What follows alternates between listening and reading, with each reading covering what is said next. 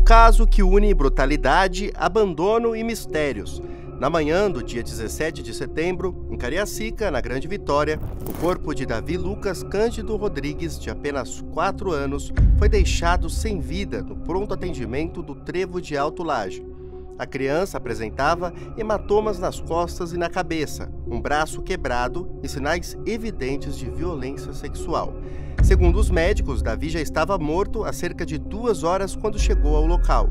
O homem que o levou fugiu em seguida, mas foi preso na madrugada do dia seguinte. As circunstâncias que cercam essa tragédia levantam muitas perguntas. Quem era o homem que abandonou o corpo e por que ele fugiu?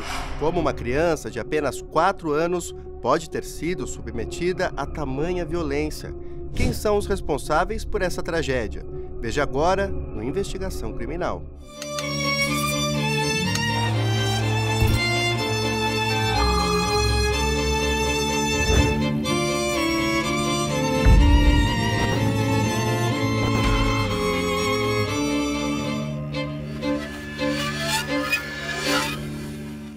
Olá, sejam bem-vindos ao canal Investigação Criminal. Eu sou Victor Salina e hoje nós vamos abordar com muito respeito a história do pequeno Davi Pedrosa, uma criança de 3 anos e 7 meses que foi assassinada e abandonada em um hospital na região da Grande Vitória, no Espírito Santo.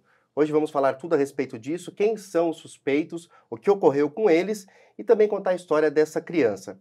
E para isso eu estou aqui com 2 grandes especialistas. A doutora Alessandra Girardi, que ela é amicus curiae no Supremo Tribunal Federal, criminalista, sempre aqui com a gente. Seja bem-vinda, doutora. Obrigada, é sempre uma grande honra, sempre um grande prazer estar presente em mais um episódio de Investigação Criminal ao seu lado hoje e ao lado do Dr. Jorge Amauri.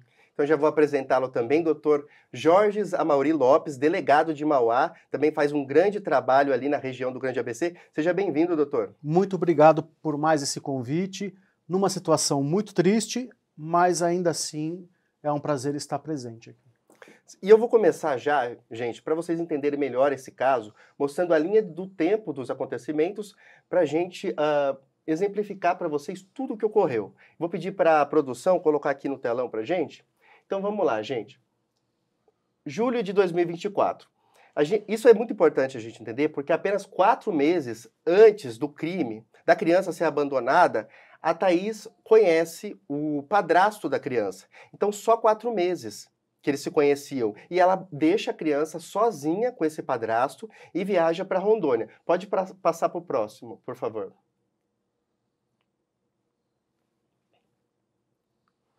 Aqui a gente tem, o casal começa a morar junto em setembro de 2024.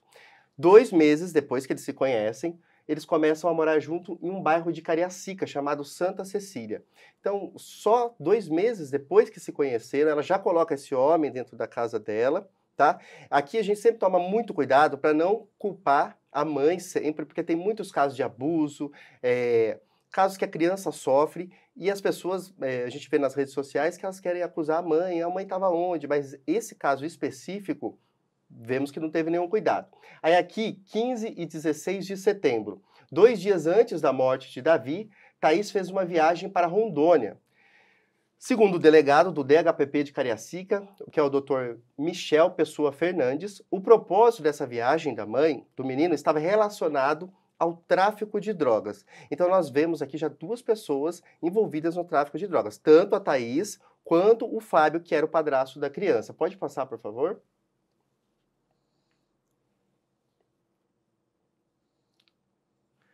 E aqui nós temos, a data do crime, 17 de setembro, manhã do dia 17 de setembro, Fábio Santos abandonou o corpo de Davi com hematomas e sinais de violência sexual no pronto atendimento do Trevo de Alto Laje, em Cariacica.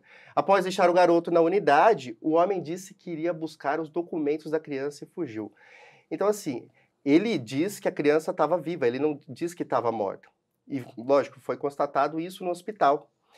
A criança é deixada com hematomas, só que ela tinha uma irmãzinha ainda, que a gente vai falar daqui a pouco. O padrasto, Fábio dos Santos Silva, é preso, autuado por homicídio, tentativa de homicídio e estupro de vulnerável. A tentativa é justamente pela irmãzinha. Agora vamos aqui, no dia 12 de novembro de 2024. Aí sim, a mãe, Thaís Cândido, é presa. Autuada por omissão, tentativa de homicídio também contra a outra bebê, o homicídio contra o Davi e tráfico de drogas e associação ao tráfico. Aqui eu gostaria de até pontuar para vocês, para a gente debater, que essa mãe ela chegou a dar entrevistas. E eles começaram a se acusar, né? O padrasto e ela, ele já estava preso, eles começaram a se acusar. Ela fala que ele que batia na criança e tudo mais, mas lembrando que ela os abandonou, depois da investigação descobriu isso. Obrigado, produção. Então agora, eu já começo aqui falando diretamente com a doutora aqui, criminalista, a doutora Alessandra Girardi. É mais um caso que envolve uma criança, o sofrimento de uma criança, morte e o tráfico de drogas, né, doutora? Justamente, Victor. A gente vê aqui qual é a consequência que a traficância pode causar numa família. Essa família ela foi devastada pelo crack. As informações que a gente tem eram 2 usuários de crack. O menino, quando foi apresentado, quando é entregue ali no pronto atendimento pelo padrasto, ele imediatamente já é constatado ali pela equipe médica, num exame superficial, num exame externo, já imediatamente é constatado múltiplas lesões. Múltiplas lesões. Então, ele tem hematomas de vários tons. Vermelhos, que são os mais recentes, roxos, verdes e amarelos. Ou seja, segundo, né, consta nesse inquérito policial, a perícia já vinha demonstrando que essa criança já estava sofrendo violência dias antes da sua morte. Então, ela vai viajar 2 dias antes da morte do Davizinho? Ok, mas e esses hematomas remetem a datas anteriores. Então, a gente tem aqui, a primeiro momento, a gente vê 2 noias cuidando de 2 anjinhos, 2 crianças indefesas, 2 crianças inocentes, e essas crianças sendo torturadas, sendo violentadas, né?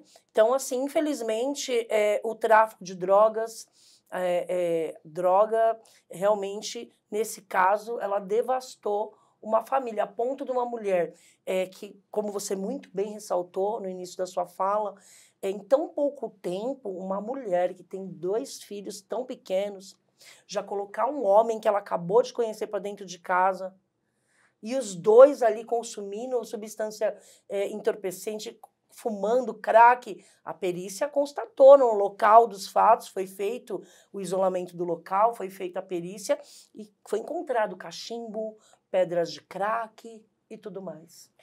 Não, com certeza. E, doutor, aqui, sim, outros casos que a gente observa abuso, porque também teve abuso sexual dessa criança, de apenas 3 anos e 7 meses.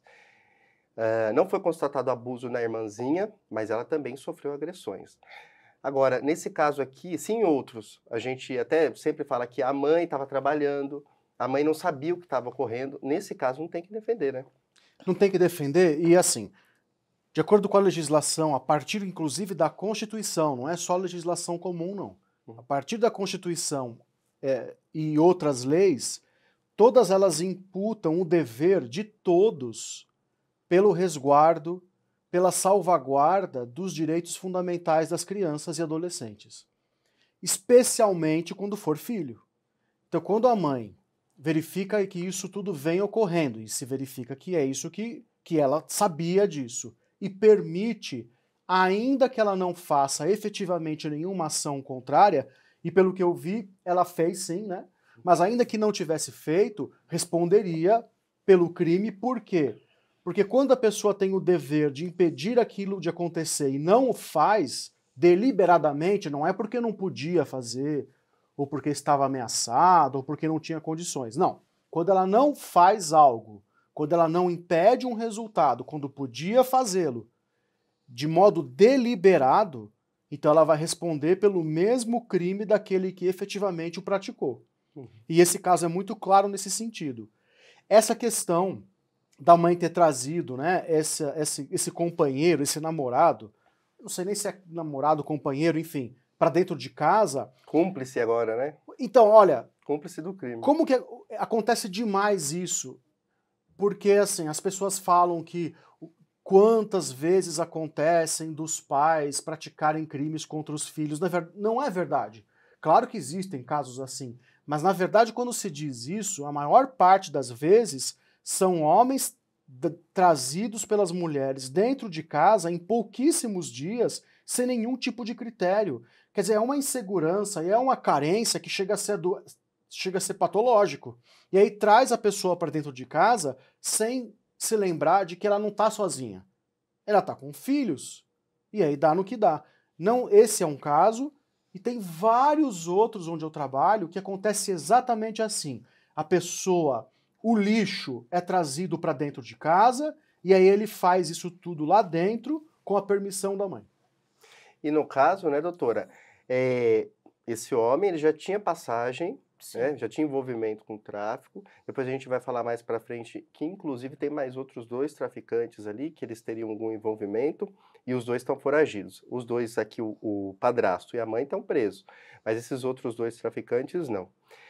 Então a gente vê uma situação muito complexa. Além de tudo isso, do assassinato, poderia ter acontecido um outro também, né? Porque a outra criança, um bebê, ele não morreu por muito pouco, foi abandonada na rua, né, doutora? Sim, ela foi abandonada e com lesões. Então, inclusive, eles vão responder pela tentativa desse homicídio qualificado, também com causa de aumento em razão da ascendência da mãe e da condição de padrasto do pai. Mas eu gostaria de só fazer uma observação em relação, principalmente à fala do doutor, claro, em relação à conduta dessa mãe. O doutor fez uma observação brilhante em relação à questão da omissão dessa mãe, da responsabilidade penal dela. A exemplo do caso Henri Borel, a gente tem a Monique, que ela foi acusada e ela vai agora para o tribunal do júri em relação à conduta de um homicídio comissivo por omissão. Ou seja, o crime omissivo impróprio, ele se dá quando o agente, no caso essa mãe, ela tinha obrigação legal de agir para evitar o resultado. Então o doutor Jorge fez uma observação brilhante, porque realmente as pessoas vão entender, ela não vai dar nada para ela, vai dar sim. Inclusive, a mesma responsabilidade, a mesma conduta que o Fábio vai responder, essa mãe também vai responder. Então, infelizmente, isso ocorre no Brasil inteiro, Vitor. Todos os dias, crianças, bebês são vítimas de violência doméstica, de abusos sexuais, só que nem todos os casos vêm à luz, como o caso do menino Davi. Então, a gente vê aí causa, repulsa, quando a gente se depara com esse caso que virou notícia, né, nacional, porque uma criança tão pequena, esse homem, essa mãe larga essas crianças com o Noia, seu companheiro que é o Noia, essa é a verdade, e ali a criança foi encontrada com cocaína no sangue. E a gente não sabe, né, não sabe se foi acidental, porque é uma criança muito pequena, 3 poderia ter aninhos. Comido, mas o ambiente, exatamente, né, doutora? O ambiente insalubre. Então, o que acontece? Independente da forma que ela ingeriu essa cocaína, o fato é que ela tinha cocaína no sangue. O fato é que foi encontrado PSA de esperma no seu reto, no ânus da criança. E essa criança é abandonada nesse estado, vários dias de tortura, e a menina jogada na rua, Deus dará, um bebê de 1 ano e 10 meses. E tem mais uma coisa, né, doutora? Como bem a doutora Alessandra Girardi pontuou aqui, uma criança, ela foi abandonada, e ela só foi encontrada porque alguém pegou essa criança que estava andando pela rua e a levou para um hospital. Outra pessoa mal intencionada também poderia abusar, vender, matar, fazer tudo com essa outra criança, a irmãzinha. E estamos aqui ressaltando que são 2 crianças menores de 5 anos de idade. A mãe abandonou, deixou 2 dias, mas a gente tem que lembrar que nas investigações, eu entrevistei o delegado do caso, falei com a assessoria da imprensa também da polícia, tive acesso a toda a parte da investigação, as informações, e realmente as crianças tinham marcas, tanto o menino quanto a menina, que estavam apanhando ali há 10 dias. Então, mesmo antes dela viajar, e sem falar as testemunhas, que as testemunhas que falaram também nesse processo chegam a afirmar que a mãe também batia nessa criança. É um absurdo. Era agressiva. Ela também era agressiva. Olha, uma coisa é uma pessoa desesperada que pega o bebê ou pega uma criança e deixa em algum lugar, mas sabe quando tem aquelas situações que aparece abandonada no hospital? Porta de igreja. Sabe esse tipo de coisa? Uhum. Que você vê que a pessoa tá num desespero, mas ao mesmo tempo ela não... Eu não tenho como cuidar, vou entregar. Mas ela não quer deixar aquela criança também exposta a perigo. Ela tem a esperança, quase certa até, de que ela vai ter aquele amparo. Agora, você deixar no meio de uma rua, ou seja, de onde for, seja quem for pegar... Que é isso, é por isso que o delegado fez certíssimo. Tentativa de homicídio, eu faria a mesma coisa. Não mudaria nada. Você deixar uma criança abandonada desse jeito... Agora, em relação a essa agressividade, essas várias lesões, realmente isso aí forma um quadro e forma a personalidade da mãe também. Como não se está nem um pouco preocupada com quem vai deixar, o que vai acontecer com eles. Né? Então... Não, muito bem pontuado, doutor. A gente está falando muito de tentativa de homicídio, eu queria até pedir aqui o esclarecimento da doutora Alessandra. Tentativa de homicídio. Doutora, você acredita que esse termo, né, a tentativa, esse crime que foi imputado a eles de tentativa de homicídio, por conta da irmãzinha abandonada, foi por ela ter sido abandonada, sendo menor incapaz, uma bebê, ou também pelas agressões ou pelas duas coisas? E o que seria exatamente uma tentativa de homicídio? Quão grave é isso? Explica melhor, porque a gente fala tentativa, parece mais brando do que o homicídio em si, mas uma tentativa também é bem forte, né, doutora? A tentativa de homicídio, Victor, o legislador, quando ele pensou na modalidade tentada, não é só em relação ao homicídio, em relação a diversos crimes. Então, no caso do homicídio consumado, no caso aqui, a gente está falando de homicídio consumado qualificado, é uma pena aí de 12 a 30 anos, tem mais causa de aumento em razão da condição de padrasto, mas a gente tem também uma outra criança que também tem, de acordo com a investigação, diversas agressões comprovadas, em datas distintas, ou seja, uma continuidade nessas agressões em datas distintas, de acordo com a perícia, né, com a polícia científica. E essa criança, ela foi entregue a um hospital, depois ela foi identificada e ela está viva. Portanto, não foi consumado o delito de homicídio, mas se essa criança também sofreu agressões, assim como o menino Davi, porque a verdade é que ele tomou paulada, de acordo com o laudo. Fala que, o delegado de polícia fala que pelas lesões era uma ripa de madeira. Resumindo, a criança tomou paulada. E a menina, muito provavelmente, também. Só que a menina sobreviveu. A menina não sofreu agressão sexual, sobreviveu. Então, quem garante que, de fato, ele não queria tirar a vida dessa criança? E mesmo se não quisesse, assumir o risco. Então, tentativa, ela é uma causa de diminuição de pena, Victor, mas não isenta de responsabilidade. Então, ele vai responder sim, só que ele tem uma causa de diminuição, que muito provavelmente, em relação ao crime de tentativa, ele sendo condenado, essa causa de diminuição, ela vai abater com a causa de aumento na hora de aplicar a pena, em razão vai abater uma com a outra, porque ele tem uma causa de aumento que é a condição de padrasto, aumento de 2/3. E ele tem uma causa de diminuição, porque em relação à criança, a menina que sobreviveu, ele tem uma causa de diminuição, ou seja, não vai nem aumentar, nem vai ficar ali nos 12 a 30. Entendeu? Então, não consumou o crime, tem artigo 14, mais especificamente artigo 14, inciso 2 do Código Penal, ele traz essa causa de diminuição de pena.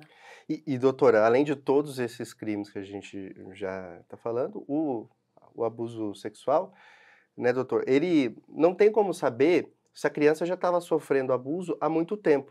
Eles escolheram o exame, né, certificaram que o menino realmente tinha sido abusado, mas há quanto tempo isso ocorria não dá para saber, sendo que a mãe estava morando com esse homem há uns 2 meses, né, de acordo com as investigações, ela o conhece há 4. Mesmo que ela não estivesse morando junto, talvez tivesse algum contato ali com ele, tivesse com essa família. Então isso poderia estar ocorrendo há bastante tempo já. Pode estar correndo bastante tempo, mas vai ficar, infelizmente, na impunidade, porque aí não vai ter como demonstrar mesmo.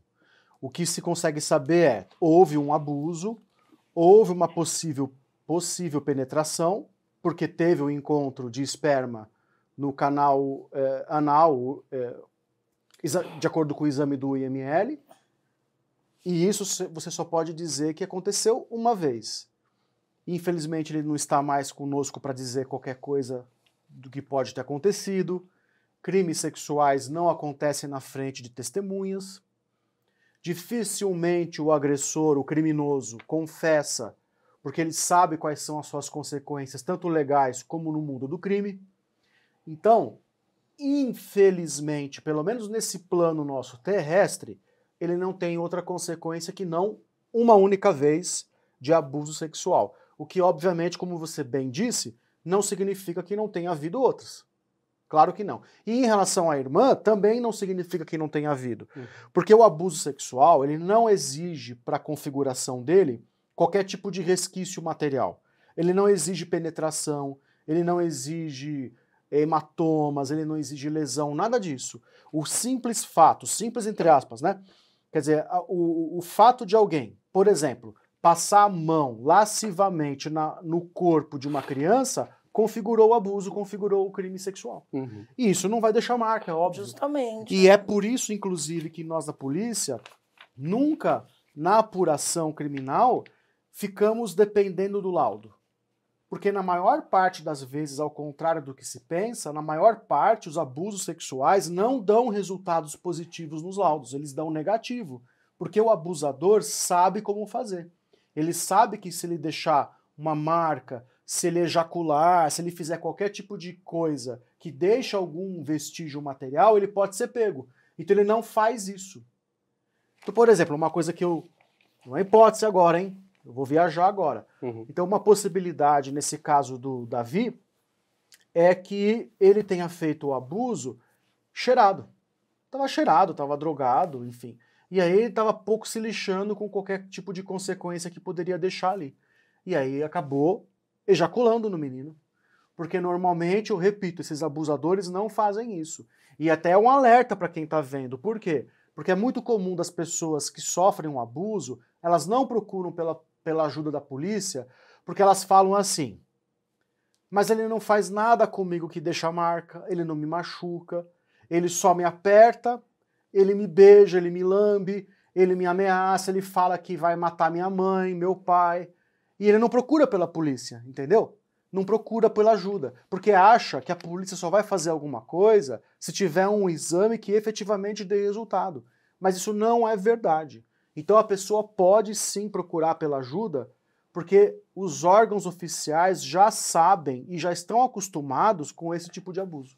E além do uso de droga, ele pode ter abusado enquanto estava sob o efeito de substâncias, nós também temos que a criança tinha essas substâncias ali no organismo dela.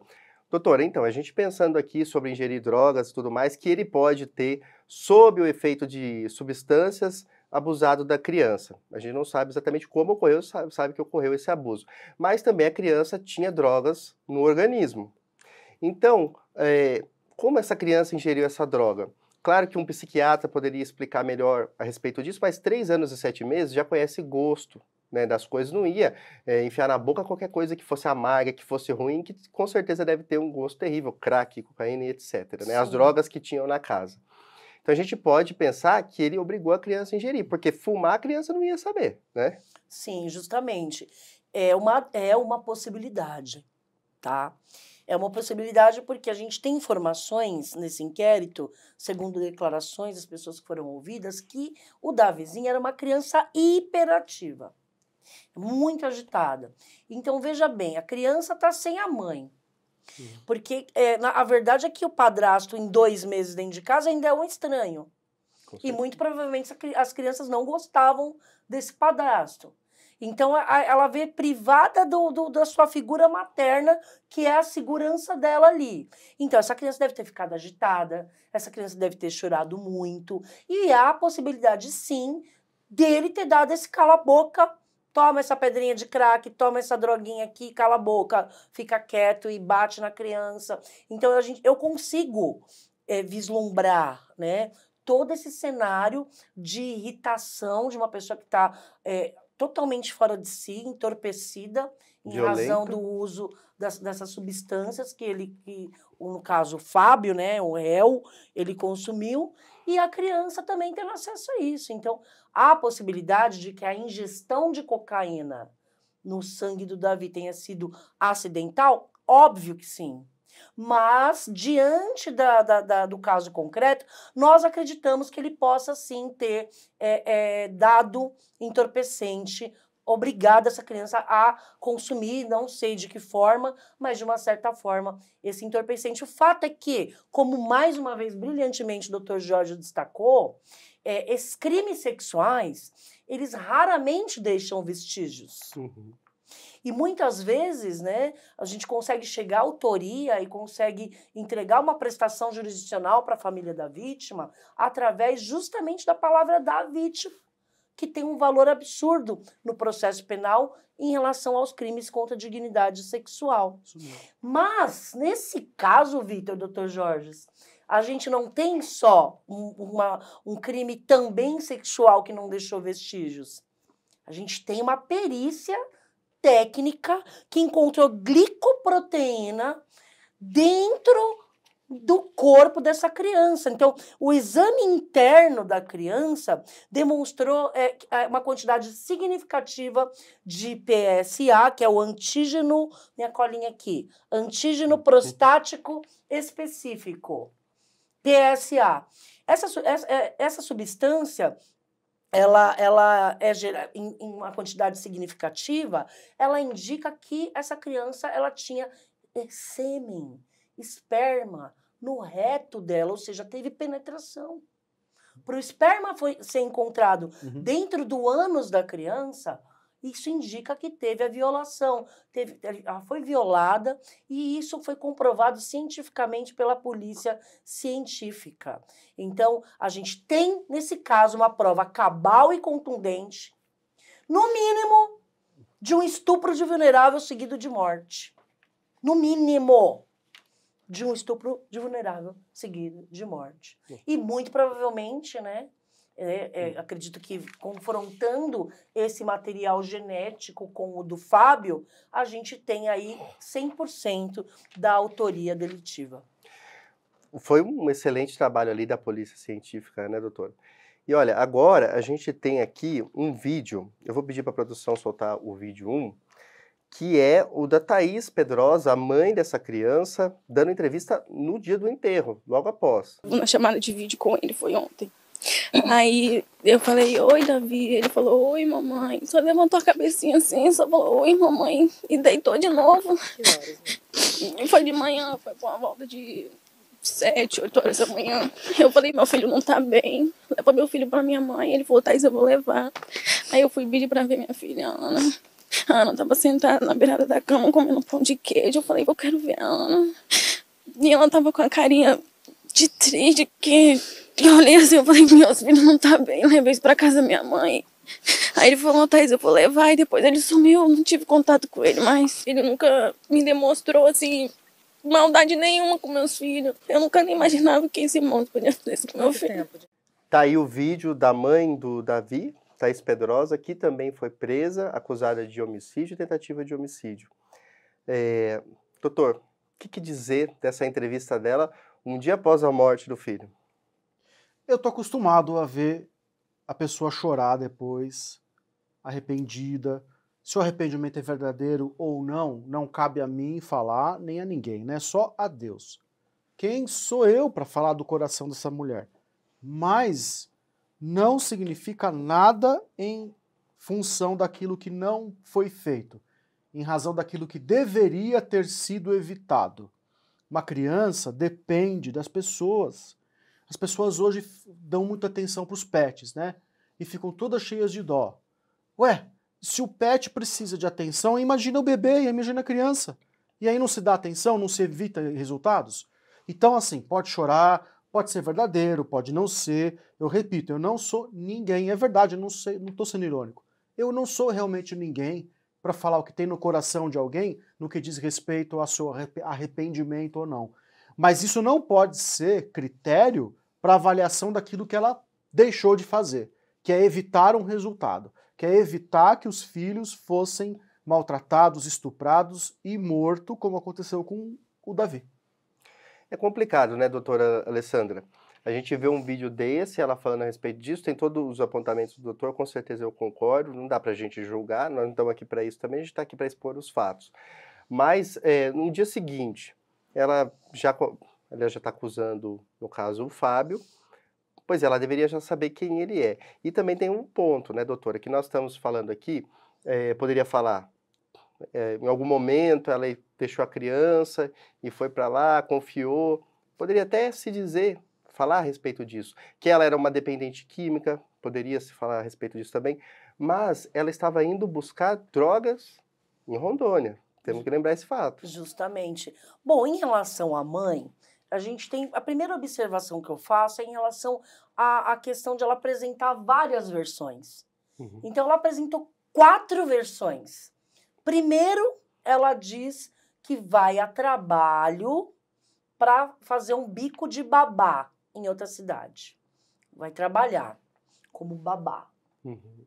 No segundo momento, ela diz que ela, na verdade, vai para Rondônia para fazer um trabalho, na verdade, como garota de programa. Ela vai se prostituir. Essa é a segunda versão apresentada. A terceira versão apresentada é que ela vai, na realidade, para encontrar com outro homem que ela, na verdade, ela não é garota de programa, ela havia se apaixonado e encontrar com o amor da vida dela. Essa é a terceira versão. E, por fim, por último, que é que, de fato, a autoridade policial e a equipe de investigação, e todos nós aqui acreditamos que é a verdadeira, ela foi para Rondônia buscar droga. Ou seja, além de noias, eles eram vapores. Vaporzinho, para quem não sabe, independente do estado da federação que você se encontra, qualquer lugar do Brasil, vapor é aquele indivíduo que ele fica vendendo diretamente para o usuário a droga, para o consumidor final. É o moleque que fica na biqueira vendendo a droga, vai passando os carros, ele vai servindo a maconha, a cocaína, enfim, o entorpecente que for. Então, eles faziam esse trabalho que é o pequeno traficante, que é o vapor, que ele vende direto para o usuário. Então, eles foram buscar drogas para vender, mesmo que em pouca quantidade. Então, além dos 2 homicídios, um consumado, outro tentado, ambos qualificados por 4 vezes, com causa de aumento, além do estupro de vulnerável seguido de morte, além do abandono de capaz, a gente tem ainda um tráfico de drogas e uma associação para o tráfico também aumentada por ser em caráter interestadual, entre estados da federação. Porque aí buscar a droga longe também... Exatamente, se não bastasse tudo isso, é uma coleção, de verdade. Eu já gravei vários casos aqui, mas esse caso aqui de hoje é uma coleção de crimes hediondos. Assim, tinha um set list e foram... Justamente, os ticando. piores crimes do Código Penal. Tráfico de drogas, associação por tráfico, homicídio qualificado por 4 vezes, Crimes hediondos. estupro de vulnerável seguido de morte, tudo hediondo. Enfim, é uma coleção de crimes. Aqui, eu sempre falo isso, a Carla dá risada quando a gente grava junto, caixão e vela preta para ele e para ela. Não acredito, estava aqui nos bastidores conversando com o Dr. Jorge, não acredito que ela tenha, a mãe, responsabilidade direta Na morte. no fato da vida ter ceifado a vida do seu filho. Eu não acredito que ela tenha tido intenção, não acredito que ela tenha participado diretamente, não acredito que ela estava fugindo, eu acredito que realmente ela foi buscar droga, deixou lá as crianças com ele e achou que estava tudo certo, tudo tranquilo, e aí aconteceu tudo isso. Só que o fato dela ter abandonado os seus filhos com esse indivíduo, com esse monstro, vai, independente de ela ter ou não intenção nesse resultado, ela vai responder por esse resultado, porque ela tinha o dever de evitar esse resultado enquanto mãe. E tudo isso, doutor, chama muita atenção, porque são 2 jovens ali, né? Thaís tem 24 anos e o Fábio 28. E aí a gente está falando desse envolvimento, a doutora pontuou bem o envolvimento dela com o tráfico. Eu falei no começo do programa aqui de 2 foragidos, nós vamos colocar a foto deles aqui para vocês. Pedir para a produção rodar a arte 2, por favor. São eles o Matheus Gomes, vulgo MT, de 27 anos, e o Lucas Viana, vulgo Lucas Bardi, de 28 anos. Esses daqui, segundo a investigação, eles teriam ali um conluio tanto com o Fábio, que primeiramente a ligação era com o Fábio, mas quem vai buscar a droga é a Thaís, por isso ela deixa as 2 crianças com o Fábio, né, abandonadas, pelo que a gente viu. Mula do tráfico. Mula do tráfico. Era exatamente esse o trabalho da Thaís.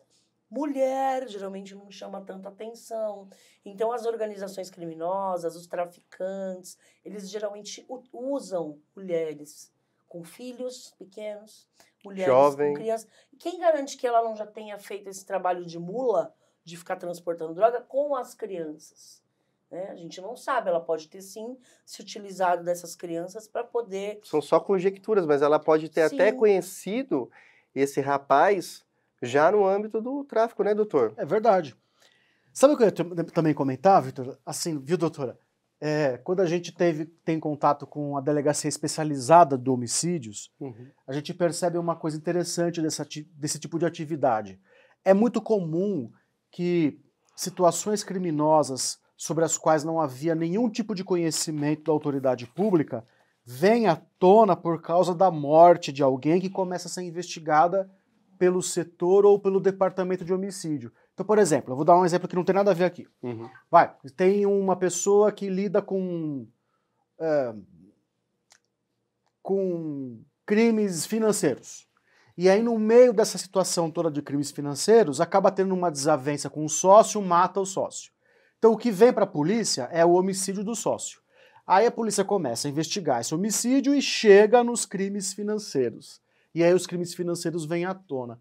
Então, os setores de homicídio e os departamentos de homicídio do Brasil têm essa habitualidade de se deparar com crimes que são praticados no entorno daquele crime contra a vida e que vieram à tona porque o crime contra a vida começou a ser investigado.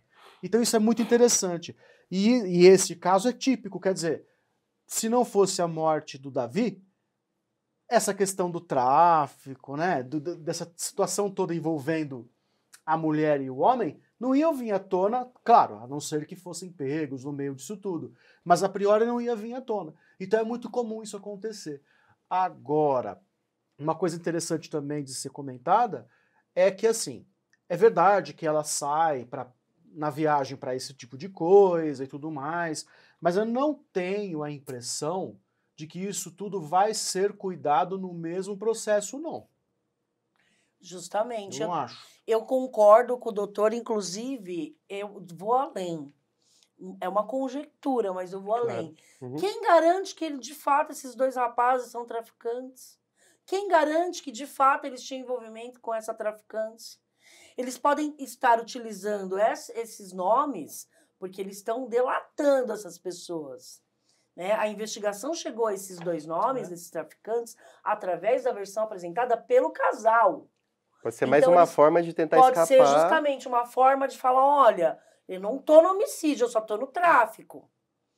Olha, esquece o homicídio e estupro aqui, eu não fiz nada. Na verdade, eu só mexo com droga, ó, não matei ninguém, só mexo com droga. Então, pode ser uma estratégia do casal para poder se eximir de responsabilidade em relação às mortes e à tentativa de homicídio. Como também, de fato, pode ser que essas pessoas tenham envolvimento com o tráfico. Agora, acredito que, como muito bem destacou o doutor, a autoridade policial deve instaurar um inquérito policial apartado, né, independente, para apurar essa organização criminosa, essa associação para o tráfico de drogas relacionado a essas pessoas que elas deram. Até porque, mais uma observação, quando uma pessoa chega numa autoridade policial, dá nome e sobrenome e indica outra pessoa, para se eximir de responsabilidade, ela também está sujeita a ser cobrada pelo próprio crime, que é cagueta. E a gente sabe que Tribunal do crime, tudo aquilo. Tribunal do crime, não precisa nem ser do Tribunal do crime. O mundo do crime não precisa ser uma organização criminosa. Verdade. Não precisa ser um PCC, um comando vermelho, uma facção. No crime, você não precisa ser de facção para você ser cagueta e morrer.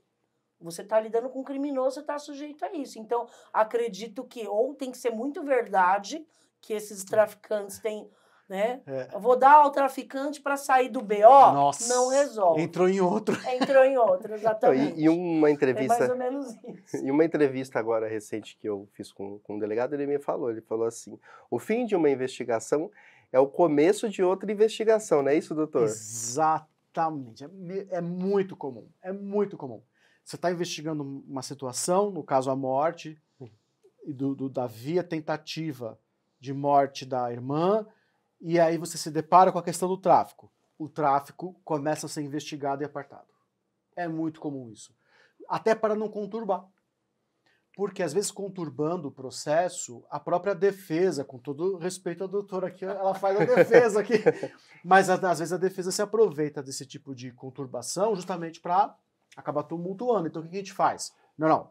Aqui é só a morte e a tentativa de homicídio da irmã, o abuso sexual. O tráfico fica separado. Até porque não existe ligação efetiva. Não tem conexão dos fatos. Justamente.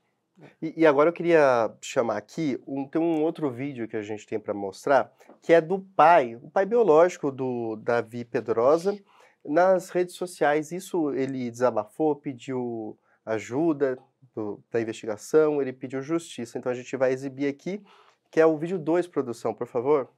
Vamos lá, me chamo Rodrigo Rodrigues, tá? Eu sou pai do Davi Lucas, uma criança bem divertida e alegre, tá? Que infelizmente partiu. A criança que foi lesada, né, corporalmente, foi vítima de abuso, né, e também de brutalidade, né, contra uma criança. Eu espero que esse vídeo chegue à total mídia e não fique impune. O meu filho e a minha família não pode passar por uma situação dessa, tão cruel, de fazer isso com uma criança inocente, sem defesa, sem rumo nenhum de vida. Eu estou aqui, né, liberando o corpo do meu filho, com o coração assim na mão, com um filho meu que é uma vida minha que está sendo tirada de mim. Espero que isso não fique impune. Isso aí, o vídeo do pai, Rodrigo Rodrigues. A gente também, Rodrigo, quer muita justiça nesse caso. E como a gente está falando aqui, talvez ainda tenha muita coisa para se descobrir quando forem encontrados esses dois rapazes aí que estão foragidos, de acordo com a polícia, né, doutora? Sim, justamente, Rodrigo, vai ter sim justiça. Aliás, ela já está sendo entregue, porque a prisão preventiva do casal já foi decretada, esse mandado de prisão preventiva já foi cumprido. Hoje encontram-se ambos em custódia cautelar do Estado, em centro de detenção provisória, em regime fechado, e eles podem ser primários, podem ser o que for, nenhum juiz vai soltar. Acho muito difícil, pela minha experiência, desde 1997 atuando no processo penal, mesmo sendo primário, casos assim que chocam muito, é muito difícil o magistrado ele revogar a prisão. Então, a justiça já está sendo entregue a partir do momento que a polícia, ela foi... A gente tem que elogiar essa equipe, porque, de fato, eles agiram muito rápido, desde das pessoas da área da saúde que receberam esse anjinho no pronto atendimento, desde a autoridade policial e os seus agentes, que rapidamente tomaram todas as providências, em menos de 24 horas conseguiram detê-lo. Então, vai ter justiça, sim. Essa agilidade que a doutora pontuou aqui, doutor Jorge, ela é muito importante em qualquer investigação para se prender culpados, um crime desse. Lembrando que a mulher, ela estava lá em Rondônia, então, tanto ela devia ter outros contatos para fora, para outro estado, para fugir disso. Então, a agilidade na investigação é um trabalho muito importante da Polícia Civil do Espírito Santo, né? É absurdamente importante a rapidez em investigações desse tipo. Não é sempre que é possível isso, viu? Uhum. Não é sempre. Tem situações e crimes que demandam mais tempo, o que não significa que vai ficar impune. A gente nunca pode associar a ideia de que algo que está sendo mais demorado, está demandando mais tempo, não vai haver um resultado efetivo. Não significa isso. Trata-se da complexidade. Depende da complexidade. Agora, esse caso em específico precisava sim dessa rapidez e houve essa rapidez. Então a Polícia do Espírito Santo nesse caso, top, muito boa, respostas imediatas, é digno de elogio. Agora, olha, eu estava pensando agora, né, Vitor, toda essa situação que aconteceu, claro que a gente não tem elementos para dizer sobre isso, mas veja, se alguém de repente tivesse ouvido e sabido de algo e tivesse informado a polícia antes, talvez o menino não estivesse vivo. Então é incrivelmente importante que qualquer desconfiança de que uma criança está sendo abusada, está apanhando, coisas assim, informa a polícia. Porque, olha, às vezes a polícia não consegue provar, mas só da polícia ir na casa, intimar, buscar informações, a mãe, o pai, ou seja quem for, já vai colocar o pé atrás e já vai dar uma parada. Não vai acontecer uma coisa como essa. Não, exatamente, doutor. E a gente está sempre pontuando aqui no canal a importância das denúncias. Doutora Girardi, se houvesse alguma denúncia antes, não digo nem para as autoridades, mas se alguém tivesse falado disso, para os outros familiares, até o pai do pequeno Davi, talvez a história pudesse ter sido diferente. Então, às vezes, as pessoas têm medo de se meterem, mas elas podem estar salvando vidas, né? Sim, é que muitas vezes as pessoas não têm ideia da dimensão que aquilo pode proporcionar, né? Então, segundo o pai da criança, ele já havia percebido lesões na criança. Primeiro, ela quebrou o braço. Ela tinha quebrado o braço, ela estava com gesso dias antes da morte dela. E, segundo a desculpa que a mãe deu, a criança caiu do sofá. Mas que sofá é esse que a criança se arrebentou toda? Então, inclusive, minha filha, quando eu era pequena, com essa idade de 4 anos, caiu do sofá e quebrou o braço. Só que ela só teve a lesão no braço, não no corpo inteiro. Não lesionou o corpo inteiro caindo do sofá. Caiu do sofá, o sofá que caiu em cima da criança, né? Você pode cair do sofá, uma criança pode cair. Até eu posso cair do sofá e quebrar o braço. Se machucar, com certeza. Então, nós, inclusive adultos. Então, assim, você ter uma lesão, uma fratura decorrente de uma queda é comum em crianças. O que não é comum é essa criança, além da queda, ter várias lesões. Então, tudo indicava que essa criança já estava sendo torturada.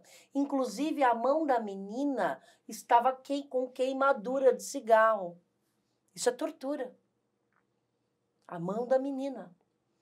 Então, a gente não sabe até se a vizinhança de fato presenciava isso, escutava as brigas, já tinha percebido que as crianças viviam ali machucadas, mas essa é a importância que, por exemplo, se algum vizinho tivesse percebido isso, procurado o conselho tutelar, procurado a polícia civil ou a polícia militar, ou enfim, qualquer agente de segurança pública, ele poderia estar vivo. Porque você sinaliza. E a partir do momento que bate na porta lá, o assistente social, o agente ali, já dá um alerta, eles já ficam mais receosos. Isso poderia, então, a denúncia, você sabe de alguém que está percebendo que a criança pode estar sofrendo abuso sexual ou uma violência física, denuncie, não tenha medo, denuncie as autoridades. Hoje em dia você pode denunciar sem se identificar e deixa que as autoridades vão apurar. Com certeza, doutora. E para entender um pouco mais, agora detalhes da investigação também, nós trouxemos todas as informações aqui, mas nós temos o vídeo do delegado do caso. Eu vou pedir até para a produção chamar o vídeo 3, o delegado Michel Fernandes, ele explicando tudo que foi descoberto ali durante as investigações. Vamos ouvi-lo. O espectro ecmótico, a gradação temporal das lesões, ela anunciava que haviam lesões desde rubefações, lesões vermelhas que ocorrem de maneira imediata, até roxos esverdeados. Davi apresentava uma espécie de uma vípse, que é uma lesão quase paralela nas costas. Supostamente foi com uma ripa, uma madeira, bateu nas costas dele. A causa jurídica da morte, a causa médico-legal da morte, foi de anemia aguda por laceração do fígado. O fígado dele estava rompido. Foi um trauma que ele recebeu e que levou à morte dessa criança. O Fábio e a Thaís, os dois brigavam muito, segundo os termos de declarações que foram dados por ambos. Assim, eles tinham uma relação belicosa, os dois brigavam. E Thaís mencionou que Fábio agredia as crianças e Fábio mencionou que foi a Thaís que agrediu as crianças. Ocorre que houveram outros elementos de informações, outras testemunhas que prestaram depoimento na unidade especializada e foi evidenciado que Thaís, ela praticava mais atos, ela tinha uma agressividade com essas crianças. Inclusive houve episódio mencionado por Fábio que ela empurrou o Davi, mencionei que ele estava com traumatismo no braço esquerdo, e empurrou ele no chão, chegou a cair, inclusive com o bracinho dele no chão, e uma criança de tenra idade, não é disso que a gente tem, né, esse comportamento. Existe também uma circunstância mencionada pelo avô Draste, através de uma conversa informal na sede, que ele suspeitava que Davi ele apresentasse algum traço de algum transtorno do espectro autista ou de uma hiperatividade. Nós, do Departamento de Homicídios, nós oficiamos as creches que o Davi estudou, tanto no bairro de Resistência quanto no bairro de Viana, no município, tanto no bairro de Resistência em Vitória, quanto no bairro de Viana. E foi mencionado nesse relatório educacional, que Davi, além de ser uma criança amada, esperta, sadia, ele era muito hiperativo. E talvez, pelo fato de ser uma criança hiperativa, essa incompreensão por parte dos pais, falta de paciência, e eles admoestavam, brigavam, batiam. É possível que essa incompreensão por conta desse comportamento do menor tenha sido corrigido dessa maneira, no entender deles equivocado. A Thaís, ela será responsabilizada também pelo estupro de vulnerável na qualidade de decorrente dessa omissão dela. Porque essa omissão ela é penalmente relevante. O agente garantidor, o responsável, ele tem um dever de cuidado e proteção com esse menor. O senhor, a senhora capixaba, ele tem que ter responsabilidade com quem deixa essa criança, sob pena de ser responsabilizado criminalmente, decorrente dessa omissão. Thaís, ela deixou essas crianças aos cuidados do padrasto, viajou, e na terça-feira, Davi começou a apresentar um sinal de mal-estar, segundo termos de declaração de Fábio, que argumentou que após ele ministrar um medicamento chamado ibuprofeno, Davi começou a passar mal. Ocorre que a dosagem mencionada por Fábio foi de apenas 7 gotas. É importante ressaltar que Davi Lucas ele devia pesar mais ou menos uns 15 quilos, 7 gotas é insuficiente para deixar essa criança em mal-estar. Sem contar que Davi ele apresentava diversos tipos de traumatismo no corpo, desde equimoses diversas, desde a una e o rádio dele estava fraturado, além de equimose na região do períneo, diversas traumatismos na região torácica e na região craniana. Após a perícia do Departamento Médico Legal constatou que havia uma hemorragia cerebral decorrente desses traumas que esse menino recebeu. Durante as investigações, nesse mesmo dia, a irmã no hospital ela foi encaminhada através de uma pessoa que trabalhava na região de Santa Cecília. Ela foi encaminhada ao hospital Nossa Senhora da Glória, Hospital Infantil, e verificou-se que ela também estava apresentando diversos tipos de sinais afetos a maus tratos. Lesões corporais diversas, marcas de beliscões, marcas de traumas por dentro da boca e diversos tipos de traumatismo na região. Na data dos fatos, ela tinha 1 ano e 10 meses e o Davi Lucas 3 anos e 7 meses. Foi verificado através do Departamento de Biologia da Polícia Técnica Científica e constatou-se a presença de PSA. PSA é uma glicoproteína, é um antígeno prostático específico que o corpo ele produz em pequenas quantidades, mas em grande quantidade de medida, sugere-se que foi relacionado a alguma violência sexual. E considerando que o menino Davi Lucas ele convivia com o padrasto, foi o padrasto que cometeu esse ato de abuso contra esse menor. A menina não sofreu. A menina, importante ressaltar que a menina ela não foi violentada sexualmente. Foi coletada sexualmente. Não foi violentada sexualmente. Foi feita a coleta de material biológico, mas foi negativo para a presença de PSA. A mãe, no auto de interrogatório de sede da unidade de polícia especializada, na verdade houve diversos álibis pela mãe. Um primeiro deles, mencionado pela avó, que ela estava indo a Rondônia trabalhar como babá. O que ela mencionou para a gente, que ela foi trabalhar como profissional de sexo. Uma terceira linha de argumentação que foi dada para a mídia televisiva, que ela tinha se apaixonado por um homem de Rondônia. E a quarta linha de investigação, que foi evidenciada por nós como a real, através de elementos de informação no inquérito policial, que ela estava indo buscar a droga em Rondônia e trazer para o estado do Espírito Santo. Ela confessou? No dia da prisão, a gente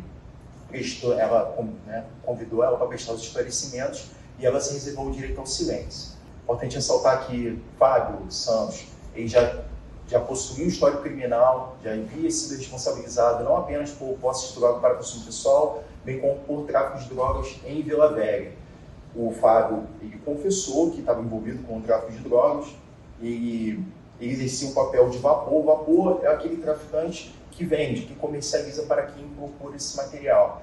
E essa droga, ela teria um destino ao município de Cariacica, em especial os bairros de Santa Cecília, a mando de 2 traficantes, Lucas Bardi e Matheus Viana.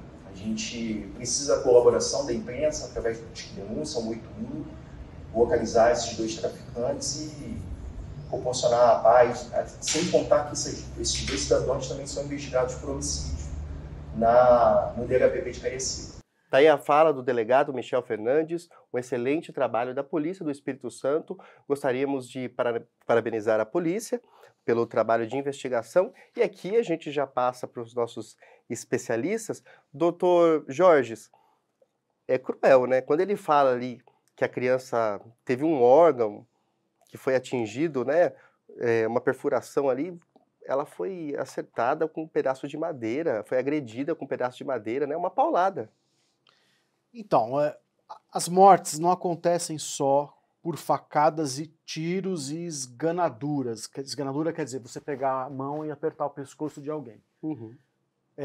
Em brigas, em pancadas, em agressões, tudo isso leva à morte da pessoa. Então, por exemplo, as pessoas não imaginam isso.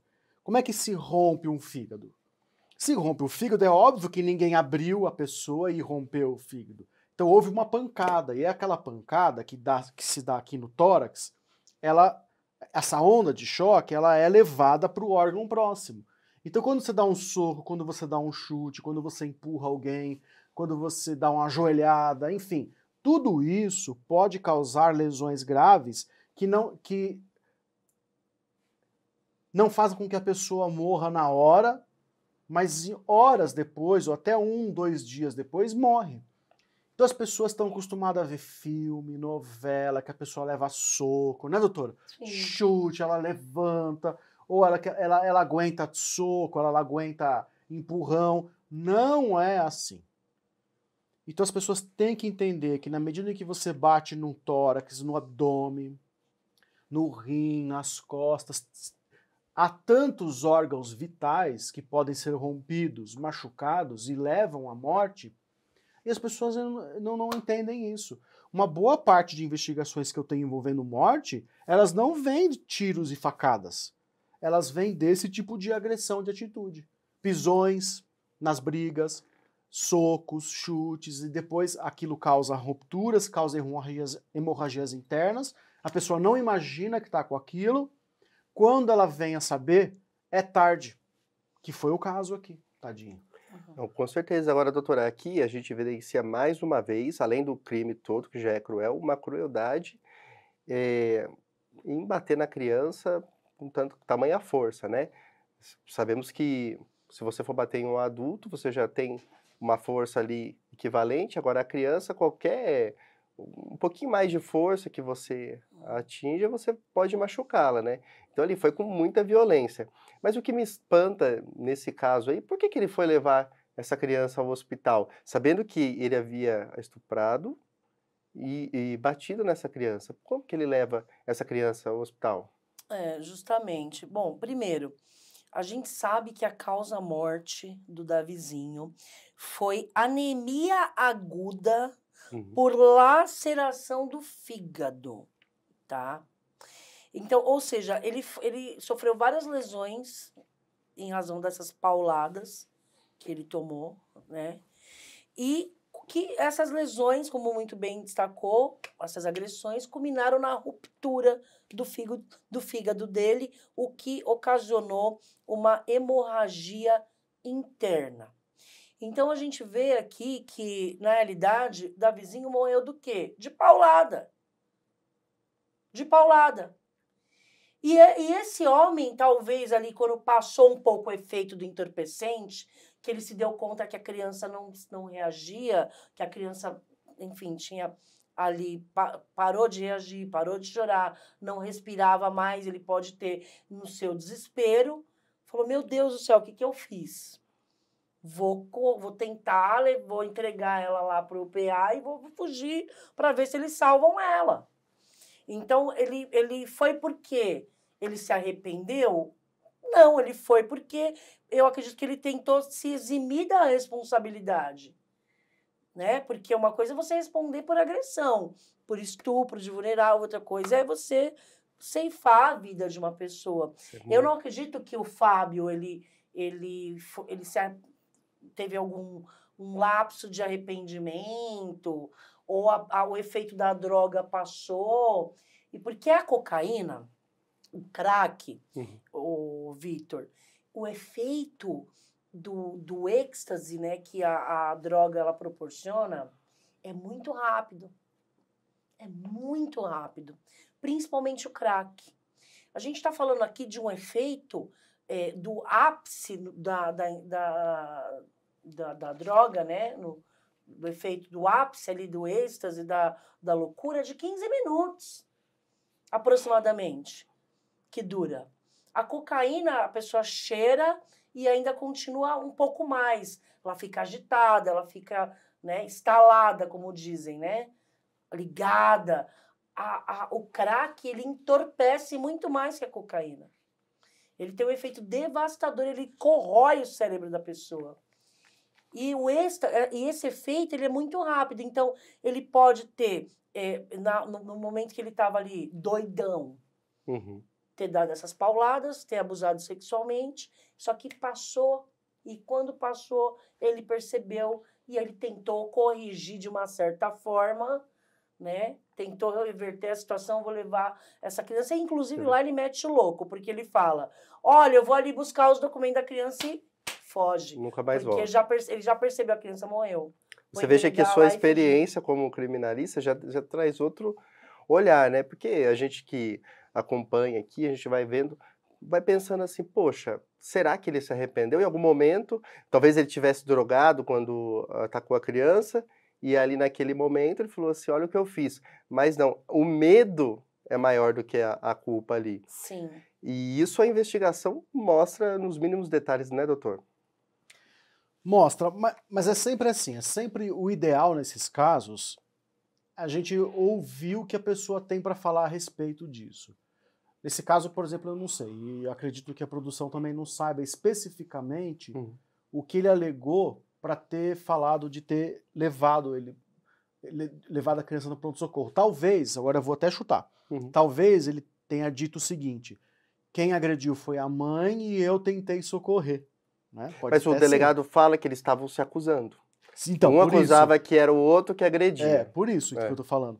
Agora, o ideal nesse caso realmente é ouvir o que a pessoa tem para falar. Nesses casos, é difícil você ficar tirando conclusões a partir de conjecturas, né? Tem coisas que a gente nunca consegue saber exatamente o que o criminoso pensou ali, porque algumas coisas ele vai guardar só para ele. E às vezes não, sabia? Às vezes ele fala. A investigação, a gente tem essa questão, eu sempre bato muito nessa tecla.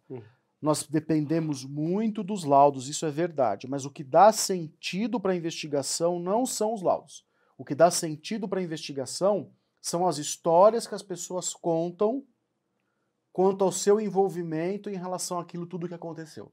Os laudos seriam para confirmar toda aquela versão e que ela direcionar a investigação e dizer teve abuso, teve a morte por isso aí é tudo absurdamente fundamental. Mas qual é o sentido disso tudo? Então eu preciso ouvir o que as pessoas têm para falar a respeito daquilo. Então nesse caso, mesmo sendo a pessoa indiciada, acusada, denunciada, mesmo assim vamos ouvir o que ela tem para falar, porque às vezes ela fala a verdade, não é sempre que ela mente. E tem que tomar muito cuidado com isso, né, doutora? O policial tem que... Como eu fui investigadora de polícia também, a gente tem que ter instinto. Um bom policial, um bom delegado de polícia, ele é instintivo. Então, o que o doutor falou é perfeito, é justamente isso. Então, a pessoa fala uma coisa, mas você tem que contextualizar ouvindo várias pessoas para chegar a uma conclusão. Premissa maior, premissa menor, silogismo, conclusão. É justamente isso. Então, aqui a gente vê várias versões sendo apresentadas pelos réus, mas é em razão das versões que são colhidas pelas pessoas que convivem ali com o casal que a gente chega a essa conclusão. Então, que é um trabalho extenso de investigação. É um trabalho extenso de investigação. E outra observação que é importante fazer é que, formalmente, na hora de pro papel, eles ficaram em silêncio. Vamos falar só em juízo. Então, essas versões que a gente tem aqui, cada hora conta uma história, o casal, elas não foram reduzidas a termo. Elas foram informais. Olha, na verdade eu ia fazer um programa. Olha, na verdade eu ia namorar com uma pessoa que eu me apaixonei. Olha, não, na verdade eu ia trabalhar de babá. Não, na verdade eu estava indo buscar droga. Então, qual que é a verdade? Na hora de reduzir a termo e colocar no interrogatório em solo policial, vou falar em juízo. É um direito constitucional, tá, Vitor? Né, doutor? É um direito constitucional invocar nos Estados Unidos a quinta emenda e aqui no Brasil nossa Constituição Federal também. Mas eu entendo pela minha vivência no processo penal que o inocente, ele não se cala. O silêncio é um direito constitucional e a culpa, ela jamais deve ser presumida. A presunção de não culpabilidade é a nossa premissa na Constituição Federal. Mas, na prática, a verdade é o seguinte, quem não está no BO, que é o inocente, o verdadeiro inocente, ele clama pela inocência. Ali ele fala. Nossa, o verdadeiro inocente, ele não se conforma que ele está sendo preso. Não, eu quero falar, deixa eu explicar para o delegado, deixa eu explicar para o policial. Ele tem sede de se justificar, porque ele não cometeu aquele crime. Então, o inocente, ele clama no calor da prisão, no calor do ato flagrancial, ele não se cala. O inocente, ele grita a inocência. Então, o fato deles terem permanecido em silêncio no interrogatório não pode ser utilizado em seu desfavor no judiciário, porque aqui a gente pode falar. O silêncio é o medo demais, eu concordo demais. O silêncio é o medo de agravar a situação dele, né? Se a pessoa é inocente, pelo contrário, a situação dela já está agravada, porque ela está ali numa situação que ela não fez um crime, não cometeu nada, e ela já está se sentindo injustiçada. Então ela vai falar muito. Se ela não fala, já é estranho. Eu concordo muito, muito. De novo, como ela bem falou, a doutora, uma coisa é o direito, uma coisa é o juiz não poder usar isso contrário à pessoa. Ok, ótimo, beleza. Mas na realidade aqui, ó, fora do mundo de Nárnia, uma pessoa que tá numa situação como essa e não se explica, o que tá acontecendo? Ô filho, tem esperma na parte íntima da criança. O que você tem para falar sobre isso? Pô, eu vou ficar em silêncio? Ah, o que é isso? Não, para. Ó, e agora, até pra gente mostrar tudo isso que as investigações descobriram a respeito do caso do menino Davi, nós vamos chamar aqui agora o vídeo 4, que são dos médicos e peritos do caso. Nós trouxemos aqui para vocês. De acordo com os achados da necroscopia, o que a gente pôde concluir é que essa morte ela era considerada uma morte recente, ou seja, ela ocorreu no período inferior a 24 horas. Tá? Como ele tinha alguns achados que eram mais característicos de rigidez inicial, etc., a gente pode talvez inferir que tenha sido algo em torno de 12 horas. No caso do menino Davi Lucas, a utilização de cocaína, no caso do menino Davi Lucas, né, PSA na área retal, né, indicando um abuso sexual. Então, são todas questões que em condições normais não se veria, e nos trabalhos periciais desenvolvidos pela Polícia Científica, a gente traz à luz essas questões, né, fazendo justiça à família, fazendo justiça ao próprio, à sociedade e ao próprio menino falecido. O que me chamou a atenção no local que foram encontrados vários fragmentos de substância amarronzada, né? E que, olhando com detalhe, parecia muito pedra de crack. Esses materiais estavam espalhados pela casa e foi coletado esses materiais e encaminhado ao laboratório de toxicologia forense e com resultado positivo para crack, né? Com essas informações, a gente também, e com a informação do exame do PSA coletado do suave anal da criança, houve uma segunda perícia no local em busca de vestígios de sêmen em vestes da criança. O laboratório de biologia foi responsável pelas análises de pesquisa de sêmen nos materiais que foram encaminhados para a gente, né? Então, o material encaminhado pelo perito de local, que foram vestes, fragmentos de tecido, e também material encaminhado pelo médico legista, o SUAB, coletado no corpo da criança. Então, nessa análise, encontramos o PSA, que é uma substância presente no sêmen. Encontramos essa substância no SUAB anal, então no corpo da criança. É uma amostra retirada do corpo da criança, que comprova, né, pelo contexto ali do local onde a amostra foi coletada, pela idade da criança, que sim, ele sofreu um abuso sexual. Durante a necrópsia, o médico coletou amostras de sangue e urina do menino, foi encaminhado ao laboratório de toxicologia forense e foram pesquisadas a presença de álcool, drogas e medicamentos. Nós concluímos que havia cocaína no sangue da criança, cocaína e seu metabólico, numa concentração baixa. Isso significa que, quando é encontrado cocaína no sangue, significa que o uso foi há pouco tempo, então questão de horas, e a concentração baixa significa que a causa-morte não foi overdose de cocaína. A causa-morte realmente foi uma lesão, né, hepática, e a presença de cocaína mostra que ele usou. A gente não consegue determinar como foi feito esse uso, se foi ingestão acidental ou se foi dado para ele pelo pai. Vocês viram aí a entrevista com toda a equipe da Polícia Científica, um trabalho ali de se elogiar, né, doutor? E aí todos os detalhes foram pontuados ali, desde o estupro de vulnerável, as substâncias encontradas. Acho que eles conseguiram colocar tudo ali, né?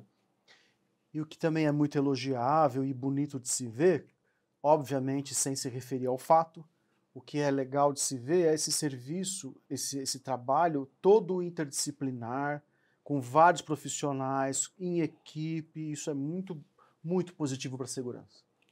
A gente vê a importância da investigação e como ela é séria, né, doutora? Sim, justamente.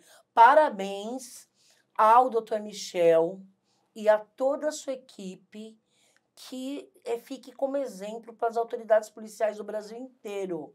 agiram rápido, foram muito competentes, fizeram local, preservaram provas, cumpriram rapidamente, já encaminharam a autoridade judiciária, pedindo para decretar a prisão preventiva, que foi decretada automaticamente, já encontram-se custodiados.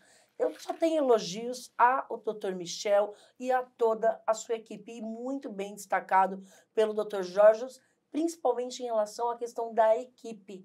Então, muitas vezes, uma investigação criminal, ela pode ser prejudicada justamente em razão do ego, porque aquele determinado policial, ele quer fazer o trabalho sozinho, quer levar o crédito de ter desvendado aquela autoria daquele crime sozinho e não chega em lugar nenhum. Então, uma boa investigação criminal, ela é feita um trabalho em equipe, do delegado de polícia, dos investigadores, dos agentes, dos escrivãos também que colhem as oitivas, as declarações, e principalmente que a gente tem que, de fato, dar todo o crédito à polícia científica, aos peritos. Com certeza é um trabalho demorado, mas é um trabalho que precisa desse tempo para ele ser consolidado, um trabalho bastante sério. E agora eu vou chamar aqui para vocês de casa para conhecerem, para saberem o local que ocorreu isso, né? Vou chamar um mapa, pedir para a produção colocar o mapa no telão para a gente. Então, olha lá, aqui o mapa do Brasil, certo? A região Sudeste, Espírito Santo.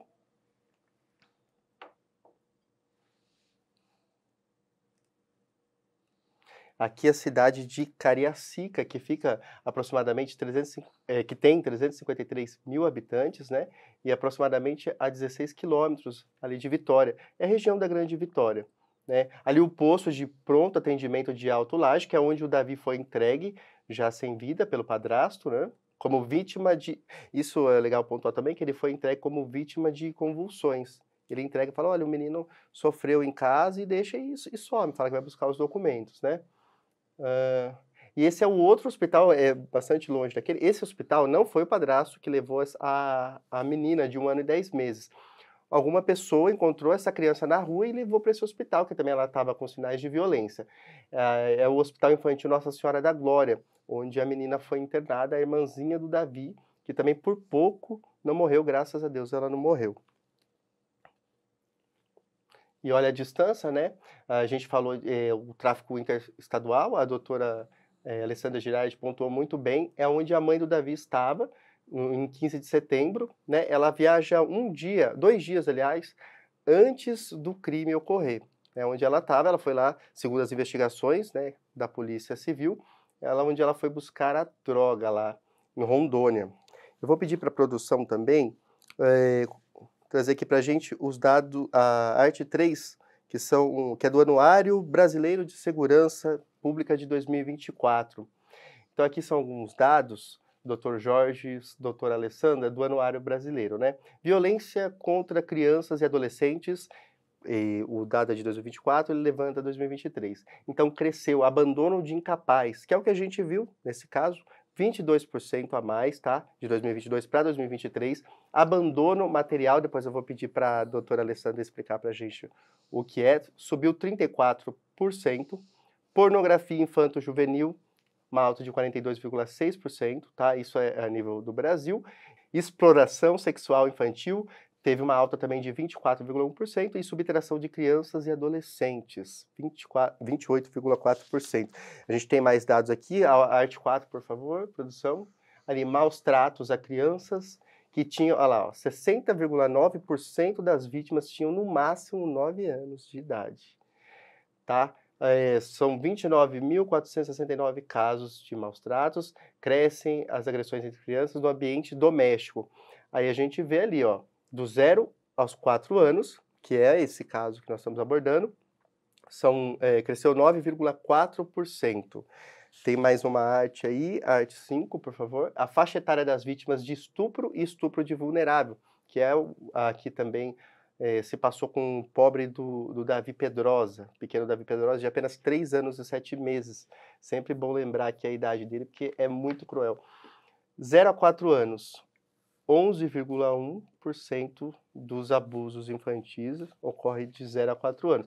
E aí, se a gente pegar o gráfico aqui e observar, do 0 aos 17 anos, é ali a grande maioria, né, dos abusos. Então, esses dados aqui mostram que duas coisas, né? Não só que está crescendo, que cresce o crime, mas cresce a investigação. A gente tem que olhar por esse lado. Isso é porque está sendo mostrado, né, investigado. As pessoas estão sendo presas por isso. Se está aqui, né, é porque essas pessoas também estão sendo, estão pagando por esse crime. Então é importante cada vez mais haver esse tipo de comunicação, a mídia mostrar que está acontecendo esse crime, até para combatê-lo, né, doutor? Incrivelmente importante, e eu repito demais, sendo até chato. As pessoas não podem mais pensar como antes, que elas só conseguiam ter algum auxílio da polícia se elas tivessem marca no corpo, se elas tivessem prova, alguma coisa assim. Não é assim. As pessoas precisam procurar pelo apoio da polícia, da justiça criminal, mesmo que não haja essas evidências, mesmo que ela ache que nunca vai conseguir provar, porque isso pode ser o suficiente para paralisar o abuso que ela tá sofrendo. Isso é muito importante, entendeu? Então, e você falou muito bem, a facilidade com a qual as pessoas, numa parte, pelo menos do Brasil, está tendo, de ter acesso e de comunicar isso tudo, facilita o aumento do número. Quer dizer, não significa o aumento, a porcentagem dos crimes, não significa que efetivamente aumentou o número de crimes. Mas muitas vezes é porque chegou ao conhecimento um maior número do que já acontecia antes para a polícia. Uma das formas que muito contribuem para que a polícia tenha conhecimento desses números são os canais de comunicação. Então, por exemplo, na denúncia anônima que pode ser feita pelo 181, 181 é anônimo e é gratuito, de qualquer telefone, isso auxilia demais. Uma outra forma também que auxilia bastante são os estados que instituíram as delegacias eletrônicas, porque agora a pessoa de casa ou de um celular comunica aquilo sobre o qual ela não tinha coragem de falar pessoalmente ou de buscar ajuda. Então isso tudo auxilia bastante. Doutora, são dados estarrecedores, né? Volta lá nesse gráfico, só para eu fazer uma observação. O gráfico 5, produção, por favor. Veja bem, Vitor, a gente observando esse gráfico, a gente percebe que a maior parte das vítimas de estupro de vulnerável, elas estão entre 10 e 13 anos de idade. Eu entendo aqui é um posicionamento meu, tá? Não vou falar só, além da estatística que a gente também tem que pensar que o não aparece na estatística, mas vamos considerar o que a gente tem de fato, de concreto, que é a estatística. Por que a maior parte das vítimas estão entre 10 e 13 anos de idade? É o momento que essa criança, ela começa a florar. Então, a menina começa a pontuar os seios, começa a sair os primeiros pelos pubianos. O menino também começa a desenvolver um pouco mais, começa a crescer o seu órgão sexual, o seu pênis, né? Então, no caso da menina, começa a vir a cintura, começa a aumentar o quadril. Então, eles começam a se desenvolver. E esses crimes, em sua grande parte, no Brasil inteiro, e aliás, no mundo inteiro, eles são cometidos pelas pessoas que estão no convívio familiar. Então, o autor desse tipo de delito é o pai. E eu não estou falando de padrasto, estou falando do próprio pai. É o padrasto, é o tio, é o irmão, é a pessoa que está dentro do lar. Então, a gente percebe que essas pessoas que cometem crimes, muitas vezes, elas são motivadas pela lascívia de ver aquela criança se desenvolvendo, aquela criança se aflorando. Esse é o meu entendimento quando eu olho para esse gráfico. Por que mais 10 a 13 anos? É a época que o ser humano ele está florescendo. Bom, com certeza. Bom, nós falamos desse assunto, mais uma vez, abordando aqui um tema tão importante, e é sempre importante falar desse assunto para proteger, né, para alertar também de possíveis problemas que devem estar acontecendo aí e que vocês também podem ajudar pelo Disque Denúncia, tentando falar com algum familiar, sempre a gente pontua aqui que é importante a participação das pessoas quando virem algo acontecendo, algo suspeito. E aí eu queria agradecer agora a doutora Alessandra Girardi, criminalista, que esteve aqui conosco, ajudando a falar sobre esse caso, a debater esse tema tão importante. Muito obrigado pela presença, doutora. E também agradecer ao doutor Jorge Amaury Lopes, ele que é delegado de Mauá e esteve aqui com a gente também. Obrigado, doutor. Eu que agradeço e queria mandar um grande abraço afetuoso, de verdade, para o pai do Davi, que deve estar passando por uma dor muito, muito grande. Um abraço de toda a produção aqui do canal Investigação Criminal para o Rodrigo Rodrigues, o pai do pequeno Davi Pedrosa. E aqui nós vamos deixar agora então as redes sociais dos nossos convidados, a doutora Alessandra Girardi e também do delegado Amaury Lopes, @alessandra.girardi e @jorgesamaury. Sigam os nossos convidados lá, eles sempre estão postando coisas bastante interessantes sobre investigação, sobre o mundo das leis, dos crimes e tudo que envolve isso. Agora nós vamos deixar as nossas redes sociais aqui, @investigaçãocriminal.ofc, que é o nosso Instagram, aqui também o nosso TikTok, e o ic@medialend.com.br, que é o nosso e-mail. Os nossos canais de denúncia agora, do Investigação Criminal, tá? Por WhatsApp você pode entrar em contato conosco também, se você tiver alguma denúncia. Nosso WhatsApp de denúncia é o DDD 11 97082 2386 e também pelo e-mail op.denuncia@gmail.com. E aqui o nosso portal de notícias também vai ficar para vocês, o newsic.com.br, lá você acompanha tudo a respeito do mundo do crime, todas as notícias e informações relevantes para você. E também agora vamos deixar aqui aqui a nossa parceria com a Interpol, os canais de denúncia também, é o DDD 61 99262 8532, ou pelo procurados@dpf.gov.br, e aí se você vir algum desses foragidos, vocês entrem em contato com a Interpol. Muito obrigado pela participação de vocês aqui, a audiência, e até mais.